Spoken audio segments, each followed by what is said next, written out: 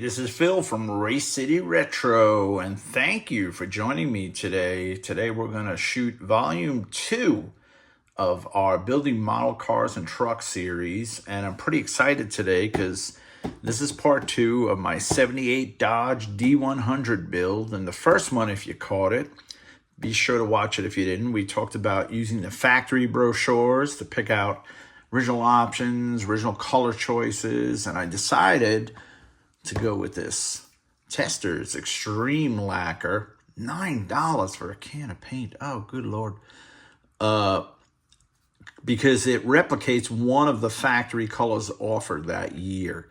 And I'm building this box stock just as a base work truck. It's going to be this color green with black wheels and dog dish because that was the way they offered them. They offer them with white wheels, black wheels, and body-colored wheels. And I'm going to go with the black wheels. I think it looks nice. With the green, it'll break it up. And today what we're going to do, we're going to get started on paint. And I generally paint my cars first. It sets the tone for the entire model, I think. You get real excited when you got a nice clean body sitting painted, ready to go. It gets you going. Today we're going to break out what we need to paint in this kit, and we're going to prepare it for paint. And a couple of the tools you're going to need to do this job, you're going to need a good X-Acto knife. And notice my X-Acto knife has a roll-proof thing on it. You learn that very early in modeling, that these things will always roll off the table and stick in your leg straight up. So you put that flat thing on it, it don't roll no more. And this is a sprue cutter for removing parts from trees cleanly. You don't want to just break parts off the trees, because what happens is you'll get a little divot in the part, and then you make more work for yourself. You'll have dents to fill. Let's start getting the parts ready for paint. Okay, what I like to do is just pull out everything you're not going to be using, put it to the side, go through the entire box so you don't miss anything. Now, here's the bed, so we know we're going to need that, and this is a part that's going to need paint, sides, front, back, bottom. So this is something that's getting basically dipped in paint. It's going to need paint everywhere. There's our hood. That's the bird bath hood, they call it, because these things on the real trucks fill up with water, and they leave a place for the birds to bathe. And now what I talked about earlier, if you look at this tree, okay, we're going to take this hood off with a nice clean cut, and I like to leave even a little extra, and then I could take a nail file or a sanding stick and just knock that off in part of my prep process. But there's our hood for the body. These are the backs of the wheels. Those will be brush painted. Let's see what else gets paint. Interior cup, no.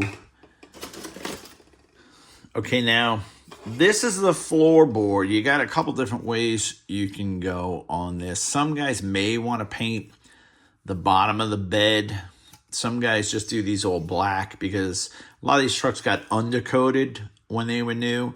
Sometimes these trucks would get a prime and you just get a little bit of overspray on the outer edges from when the bed went down the line getting sprayed. But I think we're just going to do this bed in solid black, the underneath of the bed, I'm sorry. Make it look like this truck was undercoated when it was new. And let's see, anything else we need paint on? Here's some, that's the mini bike actually. That we got to decide what we're going to do with, if we're going to use this for this kit or not. And there's the jack and some cross members and stuff. We're not going to use that stuff. Here are the steel wheels. Now these, if you were going to paint these body color, you have a perfect rack here to paint them on, but we're not. We're going to go like a semi-gloss black on these wheels to replicate the factory finish. So those will get put to the side. Okay, so now here's the tailgate. Tailgate's definitely going to be painted.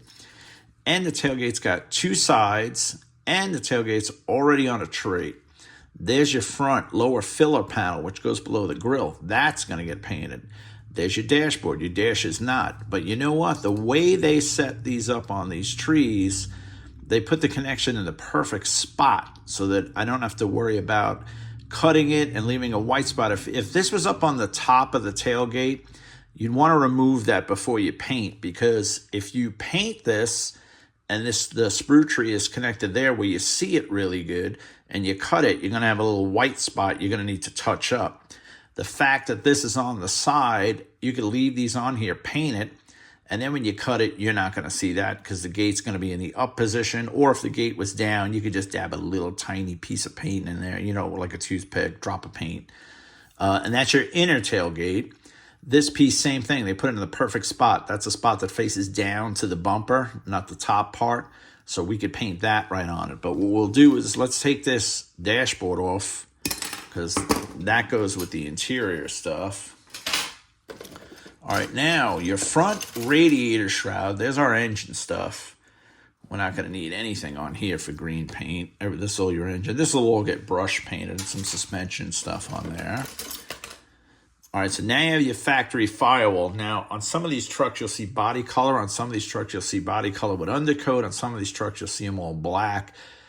I think I'm going to do the engine compartment a satin color. I think with the original color of the motor that we're going to paint it the Chrysler blue with the green, it's not going to work too well. So let's paint this black, and the blue will pop nice off the black. Here's your radiator shroud. Now, generally with these cars when they were new, the backs had paint, the fronts had paint, and then Chrysler would take a can of spray paint basically and black it out so that through the grill you didn't see the bright green paint on the Mopar cars. But this is a truck.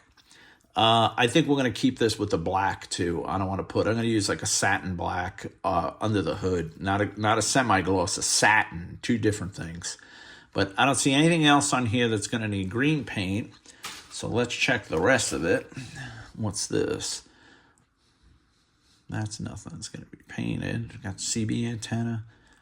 I think one of these is the steering column. And this long rod, I'm going to have to figure out what the heck that is. It's got an angle cut on it. It's kind of strange. Okay. And then that's really it. If you look in the box, there's really nothing else that's going to get the green. So there we go. This is our pile. Tailgate, filler panel, hood, bed, cab. So these are all the items that are going to need our green paint. Now, before you paint things, parts are going to need prep. And then after you prep them, they're going to need cleaning. Now, guys do cleaning different ways. Years ago, I used Dawn detergent on everything. But nowadays, there's so many wacky chemicals in the dish detergents now. These new anti-grease, stronger than ever, this and that they leave a lot of residual stuff on the paint that you really don't want. So what I switched to recently is Simple Green. And once I start doing this, I'll show you exactly how I do it with Simple Green. But if you look at this, it's got some flash on it that's going to need to be cleaned up. And what you're also looking for is any kind of mold, dents, sink lines, whatever you want to call them. This body looks really nice. I don't see much as far as there's a little under there. I mean, if you wanted to be crazy about it, you could fix that, but you're not going to see that. It's pointing down at the ground. And you got a little flash here and there. So now when you're cleaning your flash, you could use your X-Acto and just be gentle with this. Because, man, if you haven't used an X-Acto before, you can get off on a tear. Actually, this flash is really hard, so we could trim that a little first. You get off on a tear with an X-Acto, it ain't going to end well. And if you do it by hand, you could rock the flash. See this? I don't want to cut that yet. I want to make sure I may sand that, because I think if you cut that, once you cut something too far away, can't put it back unless you putty it. So, you know what I think I'm going to do? Actually, see, there's a little piece of flash right there. I'm going to sand that back. Same thing with that. I think I'm going to take the grill out too and test fit the grill as I sand this, just to make sure we have the line right. Once you paint this, you can't go back sanding things. That's the one thing. When it's painted, it's painted. Just like with a real car. And down here, you got a little flash in there. Just pick at it. See, the knife will take it right off. That little wacky part in there. It's not a big deal. There's some in that wheel opening. Let's see that right there. There you go. Just get the blade in place and pick at it. But like I said, don't, because you muscle it, you'll stab into this. And now you got a slit or something that you got to fill. So That looks pretty good. We're going to check that grill. Now, this seam line looks like a seam line, but believe it or not, it's on the factory truck. See in the picture there? So guys that be sanding this, I got to put putty. I got to make it really nice. That's why these brochures rule, man. Because look, there's that seam. You see it? There it is. Right there. It's a dark line. So you don't want to remove that, because it's supposed to be there. That's why that reference material comes in so handy. All right, let me get my sanding stick and we'll clean this cab up a little bit more. There's a couple spots that are gonna need attention. Okay, what I like to sand with is a simple nail file. These are cheap. You get them in a dollar store in big packages for next to nothing. They have a coarse side and they have a finer side, depending on the job you need to do. They also work great on like tires and stuff when you got to knock the tread down to make it look more realistic. But they'll fit into a lot of places, and I like them because just like a sanding block on a real car, they cut a nice straight line. So if you're not comfortable using an X-Acto, yeah, this will take a little longer, but it's way harder to make a mistake. See how nice and clean that leaves it? Then with an X-Acto, man, you push an X-Acto in hard on this thing, you're going to snap it, cut it. But look at that nice, clean, straight line. And that we're going to leave. We're going to check the back window looks good. Bottom of the bed looks good. This side looks good. I don't see any flash in there. Windshield looks good. Now I know, yeah, up here on the body, we got a little right there. And right there. All right, and this thing, it's like a flap hanging over. I'm going to go a little straight on this. Yeah, that one piece is kind of weird.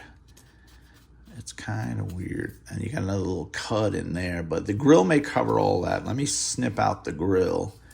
See, this one's got it too here in the same spot. That's got it too. And let's take, while we're here, let's fit this thing and make sure nothing's weird with it, that it fits in there, see? Because if this is too big after you paint it, see, it's got a nice gap actually with a little bit of paint on that, it's going to be fine. But if it's too big and you got to start cutting things down or notching things, that's going to be a big mess. So that fits good. Let's see this grill. And removing chrome, just like the regular parts, be careful. These sprue cutters are the best. You can get them just about every hobby store, Hobby Lobby, any kind of hobby. And just use the straightness of the blade to your advantage. Line it up nice and just give it a nice gentle snap. You don't got to muscle up on it. Let's go on that one next. You don't want to get too crazy with this stuff, because one little oops and you'll be buying another model kit just to get a grill. Let's see.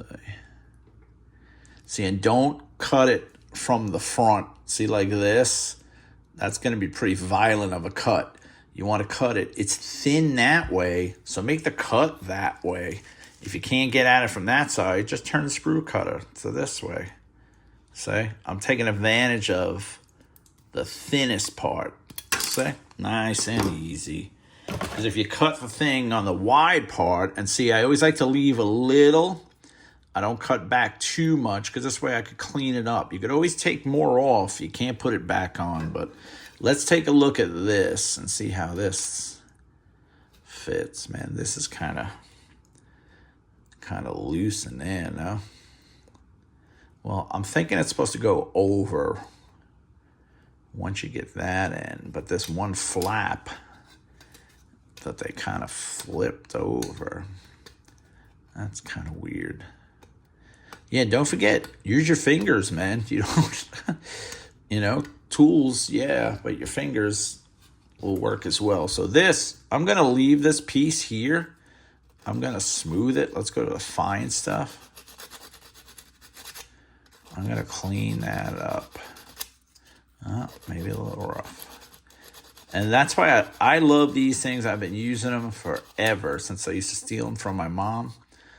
Hoping she didn't find out I was using them to do my nails. But I guess after seeing them on my model bench, she knew what I was using them for. That side looks clean. You know, you could round these. You could put them around stuff. Yeah, this side's in a lot better shape. This one side is a little weird, but we're not going crazy here. We're not building, you know, some crazy contest model. We're just doing a box stock build. All right, so I took that divot thing that was sticking out there off, and now it matches the other side pretty good. So we should be good. The grill fits nice, and I'm assuming the body's going to suck in a little too when you glue everything together. But everything looks good with that curve. I'm happy with that. The other piece is going to go on the bottom. Then the bumper has to go on too, don't forget. All right, let's take a look at our bed and see what's up with that. Okay, the one thing I'm noticing on the bed, you got a little bit of flash in that corner, and that looks pretty easy. We could sand it, or we'll try that one with the X-Acto because it's in a pretty safe spot. See, what'll happen with the X-Acto, if you get on it too hard, you could wind up cutting into it. So just make slow passes. You know, when I do these videos, I don't know if you're a beginner or you've been building a long time like I have, but I like to try and teach a little, give you your money's worth if you are a beginner, because I want everybody to enjoy the hobby. If you have fun doing this and everything you do builds, you know, come out to the way you want them to come out, you'll just keep building more. You start getting frustrated over silly mistakes that are easily avoided. It's going to change the way you look at the whole hobby. But that looks pretty good. This bed's in really nice shape. There's a little, oh, that's a bolt in there. That's good. Great detail on it too. But yeah, that's just that one edge there. That one I used a knife. You could also use the nail file. And that looks pretty good. Okay. I'm going to just put a little, you got to realize when they make these things too, they have like molds that these are in, and we're going to talk about molds in a minute, because once you're all done handling this thing, you're going to want to clean it, because when they put these models in the mold, they use a mold release agent, which is like an oil, to get the mold away from the car without sticking. Now, when you get this thing, it's covered with all this. It's been in a bag, like shake and bake, cooking with all this oil on it. And now that I touched it, your fingers have oil as well. So I'm putting even more oil on it. So after you do all your modifications, your prep, your cleaning, you're going to want to clean it and not touch it. If you do touch it, you should have rubber gloves on so you don't get oil from your fingers on there. I see a lot of painters, guys painting models, have problems. And a lot of it is because of the prep. There's an old saying when you paint, whether it be a model, a car, a house, the prep is 90% of the job. The actual painting is only 10. So you got to take your time, just prep it nice, and the chances of messing up the paint job are a lot less as long as the prep is done properly. Let's take a look at the hood that goes on that cab. And now this, remember, now I trimmed it. I left a little on it, but we want to clean that up. See that little point there? We want to clean that up. And this, I definitely don't want to use an X-Acto because, man, it's so easy to cut the edge of that hood. If you use a nice flat file, when you do bodywork on a car, everything you sand, like with a sanding block, is a nice straight edge so that it keeps what you're sanding straight. And this side looks good. It's got a little flash there we're going to take off. But watch this little nib. That's what makes your hood go up and down. Don't cut that thing off. That's what rotates the hood. Seeing these things, that's thin flash. Thin flash you can kind of just get right off with your finger. Okay, back of the hood looks good. Bottom of the hood looks good. That thing is gone. Say we use that flat edge. That's the fine side. After you do the rough side, you could use the fine side to soften it. But that hood looks really good. I don't see any dimples from the mold. Nice and clean. Tailgates, inner and outer. There's your roll for the tailgate. Your pins, don't cut those off. Everything looks good on those. I'm going to just bend that up a little so it gives it a little room. And then when we paint this, we could probably stand this like that so you get good coverage on your edges. It's another thing you'll see when we do the paint process, which I'm using my new booth. If you haven't seen our video, how to build a cheap paint booth, give it a watch because I'm going to use it for the first time on this model. All right, let's talk about the paint a second. Let me grab this paint. Okay. Now we're going to be using Testors Extreme Lacquer. So this is lacquer paint. Lacquer paint has been around for a million years. They used to use it on all the new cars. They didn't really clear it. They used to put lacquer and they used to polish it out. But what would happen over time with lacquer is it would chalk up, it would fade, it would wash off the car. It wasn't very durable. That's why nowadays everything is either a single stage urethane, which when you hear urethane, yeah, urethane is almost like a plastic, or a base coat, clear coat urethane. And the base coat just gives it the color, it dries chalky, and then you have to clear coat, base coat, clear coat. You can't just leave it chalky. But this is great paint, the Testors Extreme Lacquer. When you paint stuff, don't mix different brands. Every paint manufacturer has a system. They want you to use their primer, if you're using a primer, their paint, their clear coat. Where you're going to run into trouble is if I got a great deal on this paint, I got this clear coat from my buddy, and I found this primer that's been in the garage for 20 years. No, keep everything together and look up the manufacturer's requirements on their paint. A lot of guys don't know this Extreme Lacquer. You say, oh, what kind of prime you're going to use? It says right on the manufacturer sheet, no prime. Don't use prime with this lacquer. And when you're painting models, you got to watch with prime. Prime is made for metal, to seal it, to trap bodywork in. And I see a lot of guys make mistakes painting cars. Man, they'll put, I put 3 coats of prime, I put 3 coats of color, I put 5 coats of clear. And then they show the picture and almost all the door seams are filled in. The paint's running off the handles. You got to remember, everything is to scale, including your paint job. This is 1/25th the size of an actual vehicle. So think about this for a minute. I don't know if you've ever looked at it this way. This can, if this was 24 times bigger than it is now, and you used it to paint a real size truck, it would be insane how much paint it would put on. This can puts more than enough paint on this car, almost too much, so you really don't need all those coats. You just need proper coverage. Once you get coverage, stop. Don't keep putting coats on so you could tell your buddies, I got 10 coats of lacquer on this baby. No. You should need on this thing no more than 2. If it's put on properly, 2 coats over a white, because you're going green over white. White is a great base color for this bright green. If it was the other way around, if you were putting white over, let's say, a dark green body, you're probably going to need 3 to 4 coats. And knowing you're going to need that many coats, keep them thin. I'm going to show you when I paint this. The first coat is just like a tack coat. It gets a little paint on it.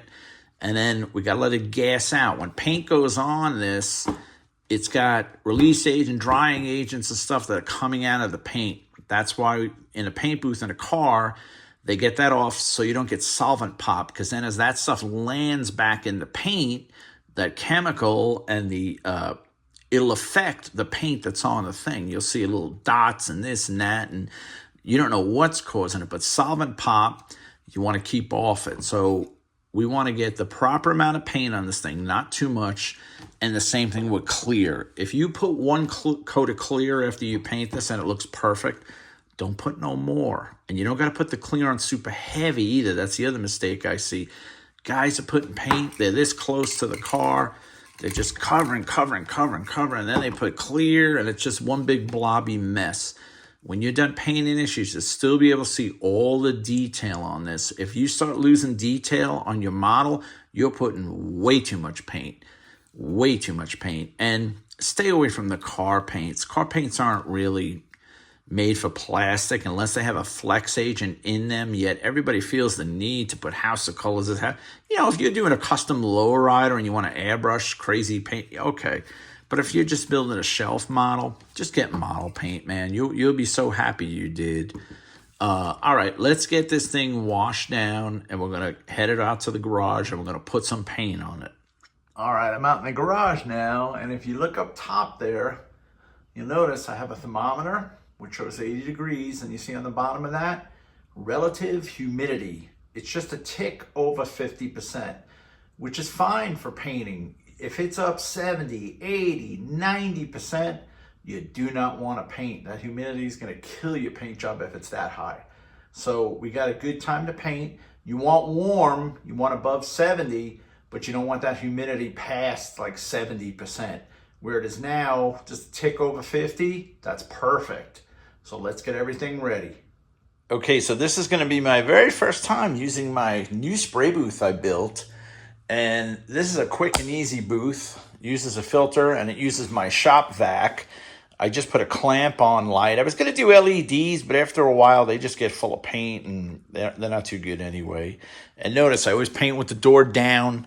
You don't want to paint with your door open, bringing in all kinds of pollen and dust. You're going to try and keep things as clean as possible. It just, in the end, it makes a better paint job. And I have a video posted of this, how to build this booth. It's quick and easy. It cost me like 35, 40 bucks. Be sure to check out the video. My shop vac goes to the back of this. It's going to suck the paint out. So while I'm painting, the shop vac's going to be running. So you may not be able to hear me so good. I'll also have a respirator on, so I'm going to talk probably minimal, but you should be able to hear. So let's get started prepping everything for paint. Okay, so earlier on I had mentioned that I used to use Dawn dish detergent to clean my model bodies before paint, but lately they've been adding a lot of chemicals to these dish detergents, whereas it used to be real mild and basic. Now it's all full of these extra grease cutters and perfumes and this and that, and it really doesn't prep the surface as clean as possible. So now what I like to use is just Simple Green. Simple Green is a real good cleaner. I use it straight out of the bottle. I'll just spray some on. I'll wipe everything down with lint-free paper towels. Let me repeat that. Lint-free. Otherwise, you're going to put lint all over your body just in time to have some paint stick it to the body permanently. So let me get this stuff cleaned up and we'll get everything in position and in the booth.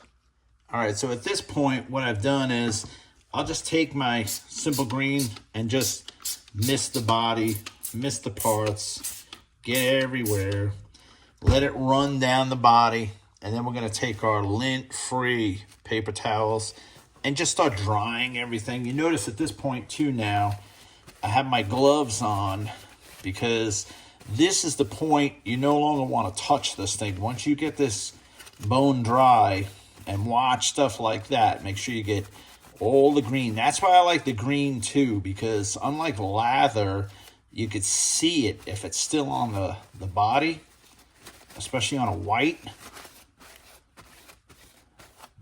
All right, that's my initial wipe down on this thing.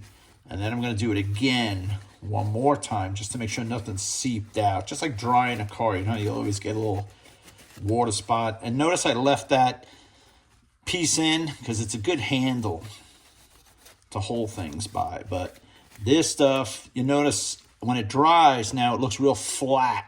It doesn't have that shininess it just had before we cleaned it because we're taking all that mold release agent off the oil. So let's put that over there. Let me get the rest of these dried up. I'm gonna get a new fresh paper towel now. And then we'll get everything ready and over to the booth. And see this, you got a lot of crevices. You don't want Simple Green coming out in the middle of your paint job. So technically it's a good idea to clean this hour before you're gonna paint. All right. All right, let me get some more. I'm gonna get this finished and dried up. All right, and what I use to paint is one of these rotating stands. They work real nice, and you'll notice that it's got the last color, the last paint job on it, and look at all the dust. Make sure you clean this stuff good too, because you don't want anything splashing up into your fresh paint. Same thing with this. Sometimes what I'll do too is I'll wrap this with blue tape just to keep everything off it, but I should be able to get this pretty clean. And these stands you could buy from like Hobby Lobby. That can go on that too if you need to elevate things. This has got some clips. Or sometimes what I'll do with flat pieces, I'll just blob some painter's tape and tape the piece so I can get all the edges and everything on it as well. But that's what all these holes, you could really adjust this thing for the job you're doing. These are all dried now, and naturally all the small pieces broke off the tree. But let me get this all in position and we'll get everything in the booth right after I clean my turntable here. All right, you'll see I've got everything ready to go in the booth. Notice everything's elevated. You never paint when anything's flat on the ground because you always got to be able to get edges when you paint. Otherwise your edges are going to be dusted. These two pieces rotate as well. And I like to keep the cab and bed together because I want to spray the whole length to keep it the same shade. When you paint anything metallic or candy or whatever, you always want to keep your pieces with the same amount of paint coverage. There's my hood, and see over the edge, get that front edge good. Make sure it's hanging over the edge so I can get some paint on that. All right, I'm going to hook my shop vac up to the booth. I don't know how well you're going to hear me. I'm going to back the camera up because I don't want paint all over my camera. And I'm going to put some paint on this baby. We'll give an initial coat. Not too light, not too heavy. You don't want to put on light because then it's going to look like sandpaper on there, and not too heavy because we don't want it running off. Now, as far as the paint itself, what we're going to do is this paint has been, both of these, let's bring them up here. Before you're going to paint, the day before you're going to paint, make sure the paint is in the warm, it's in your house. Don't heat paint either. That's some of the stupidest things you could do. Put heat gun, blowtorch. I've seen guys do a lot of stupid things. This will blow up like a bomb if you put heat to it, if you put fire to it. Everything expands in there, and that pressure's got to go somewhere. You just need to get it warm. If it's the winter time, leave it in your room overnight. Leave it in the living room overnight. Just leave it somewhere where it'll be warm and loose and ready to go. Also, shake this paint for minimum 1 minute. And then when you shake it, shake it this way too, upside down. Get everything moving around in there. Make sure it's shaking up. All right, and you're going to shake in between as you're painting as well, especially with a metallic color. You want to keep the metallic flowing nice. You don't want the tip to get clogged. All right, so these have been in the house. They're as warm as can be. All right, that and my clear. I got to shake them for a minute each, and then we're going to get painting here. All right, buckle up. Let's get going. All right, it's going to be a little hard to understand me because I got my respirator on. Always paint with a respirator. Everything's shaking up good. Let's put some coats on this thing. I like to spray a little test pattern first. Make sure the thing's not spitting. Always pull your glove back. Don't let this hang over the tip. It'll spatter it on your car. Looks good. All right, let's line these up. Nice clean passes.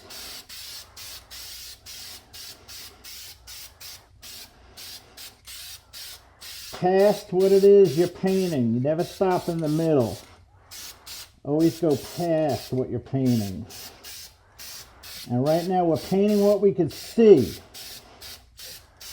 Now we're going to rotate and paint what we can't see. All right, I just like to lay out a nice coat like that. Let's hit the back while we're here too. All right. See my distance? Probably about a foot. Rotate there. Keep that stable. See, by putting the body and the bed together, I'm getting the same coverage on both. Then we're going to rotate this stuff.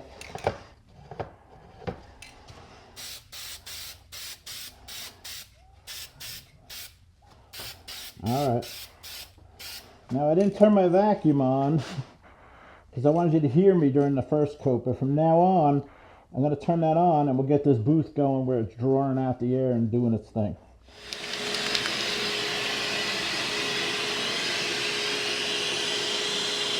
All right, second coat, vacuum's on, the booth is sucking the fumes in. There's some more.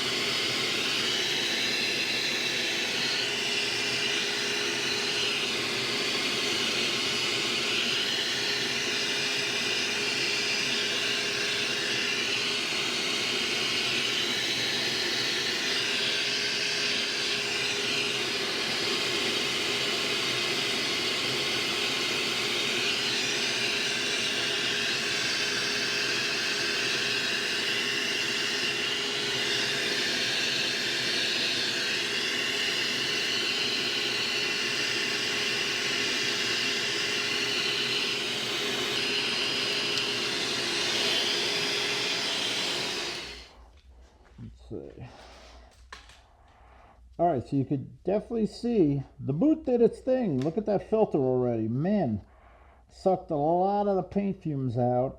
If I didn't not turn it on right from the get-go. Actually, let me take this respirator off now. I don't even smell paint here. Oh, that's better. Looks pretty good. Now, before we even attempt to put clear on this thing, I'm going to let it dry 20 minutes, a half hour, and then I'll start putting coats of clear on it. But everything came out really good. The coverage looks great on it. It got the exact tone I wanted. I didn't want it too dark, too light. It looks just like the original color in the brochure. I'm extremely happy with it. All right, the clear coat has been applied, and I could say this booth worked phenomenal. Man, I am so happy with it. Nice glassy finish. It's not dry yet. Looks good. Color came out great. Oh, bang my light, sorry. It's gonna harden up now overnight. It'll get even shinier. I ran the booth for like 10 minutes after the clear coat. So now basically what I did was 2 coats of paint, 2 coats of clear. First coat of paint was a thin, tacky coat. Second coat was a full-on, not heavy, but a strong coat. Same thing with the clear. 1 thin coat of clear, then 1 heavier coat of clear. And I'm just looking at the side of that cab. See the reflection in it? Looks good. This lighting is horrible because you got direct light on it, but I'll let this dry now overnight. I won't touch it.